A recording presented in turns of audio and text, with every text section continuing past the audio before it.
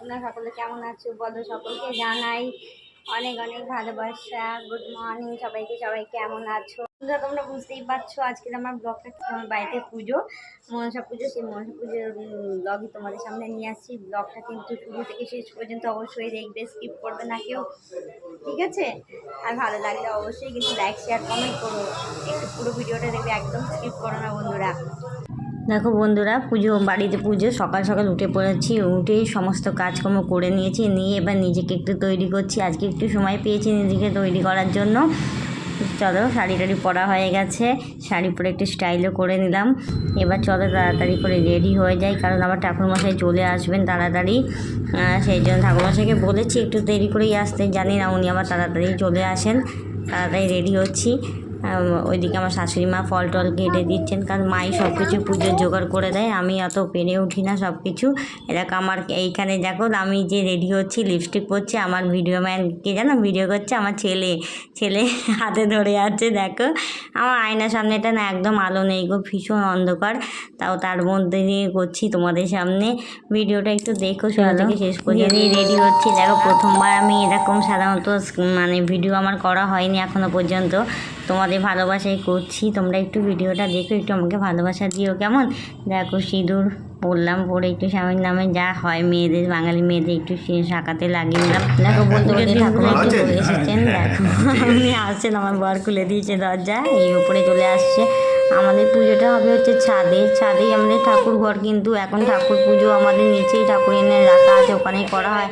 ছেলে জবের থেকে মানে আসার আগের থেকে নিচে নামানো হয়েছে। শাশুড়ি মা উপরে উঠতে পারেন না, পায়ের ব্যথা, আর আমি তো মানে সব কিছু করে অনেক দেরি হয়ে যায়, তাই মা চেষ্টা করে নিজেই পুজোটা একটু করে নেবার নিচে।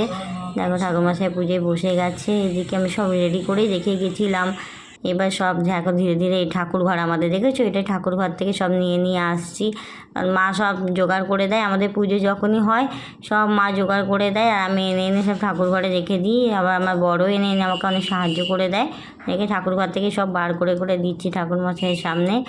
আর আমার ছেলে দেখেছো ওখানে চুপটি করে বসে আছে, ঠাকুরমশাই আসলেই ও বসে পড়ে একদম। উনি হচ্ছে বাড়ির কর্তা, বুঝেছো, বসে গেছেন, সব দেখভাল করছে বসে বসে। শাশুড়ি মা এখন নিচে আছে, আমার বড়ও এখনও নিচেই আছে। চলো ওরা আসবে, আমার বড় হচ্ছে ক্যামেরাম্যান, ও আসলে ও ক্যামেরা করবে, তখন আমি সব পুজোর অন্যান্য দিকগুলো দেখবো।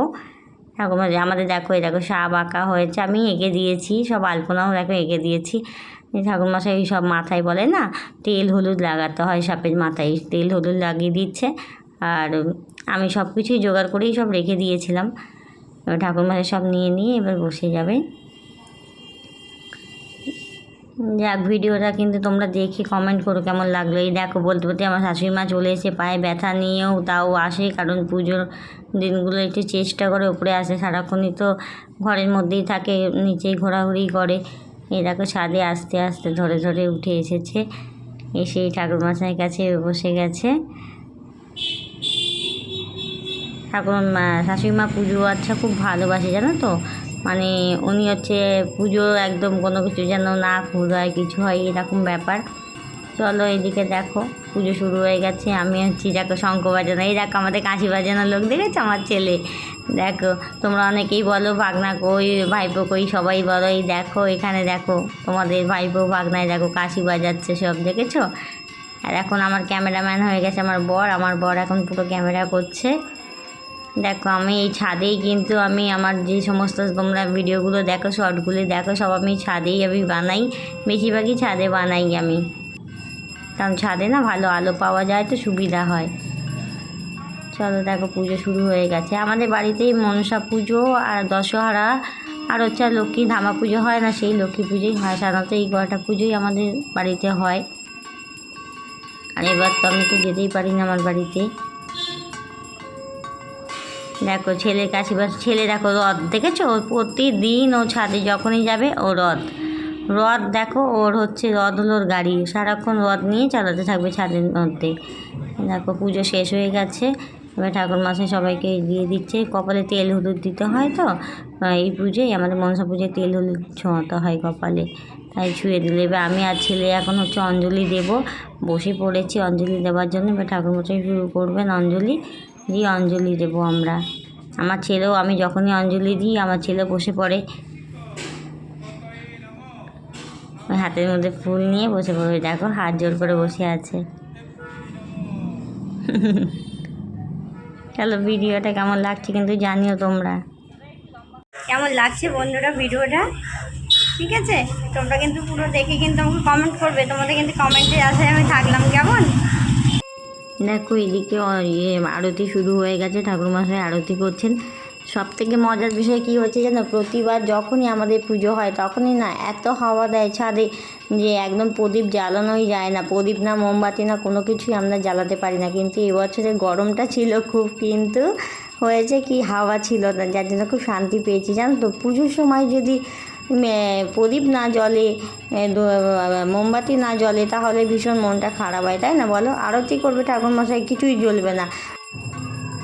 এবার পুজো শেষ হয়ে গেছে, ঠাকুরমশাই দেখো আমি সকলকে টিপ পড়ি, যে তোমরা অনেকেই বলো দাদাকে দেখবো, দাদাকে দেখাও, দেখো আজকে দেখাচ্ছে, দেখো এটা হলো তোমাদের দাদা, আমার কর্তা। দেখো ঠাকুরমশাইকে একটা ফল আর 1 টাকা প্রতি বছরই মানে দিই, পুজোর পরে যখনই যাই পুজো হোক না কেন ঠাকুরমশাইকে 1 টাকা আর একটা ফল দান করে তারপর প্রণাম করি ওনাকে। এই ঠাকুরমশাই চলে যাচ্ছেন, পুজো শেষ হয়ে গেছে। ঠাকুরমশাই ভীষণই ভালো মানুষ আমাদের। এই দেখো আমাদের এই সাবু মাখা হয়ে গেছে। সাবু মাখাটা কে খাবে জানো, শুধুমাত্র আমি খাবো, বাড়িতে কেউ সাবু মাখা খেতে চায় না, শাশুড়ি মা মুখ করে সিদ্ধ খাবে, বুঝেছো। আর ভালো লাগলে অবশ্যই কিন্তু লাইক শেয়ার কমেন্ট করো, একটু পুরো ভিডিওটা দেখবে, একদম স্কিপ করো না বন্ধুরা। চলো দেখা হচ্ছে তোমাদের সঙ্গে আবার নেক্সট ভিডিও নিয়ে, নেক্সট ব্লগ নিয়ে। ততক্ষণ সবাই ভালো থেকে সুস্থ থাকো, কেমন। Bye bye, tata.